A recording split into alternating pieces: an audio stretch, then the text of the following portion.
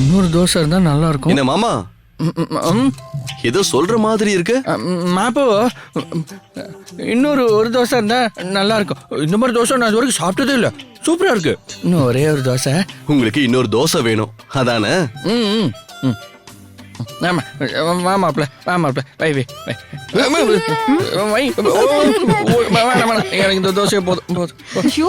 இல்ல மாமா வாங்கிக்கோங்க. இல்ல பரவாயில்ல மாப்ள, வேணாம், எனக்கு இது ஒண்ணே போதும். வாங்கிக்கோங்கன்னு சொல்றேன்ல, வாங்கிக்கோங்க.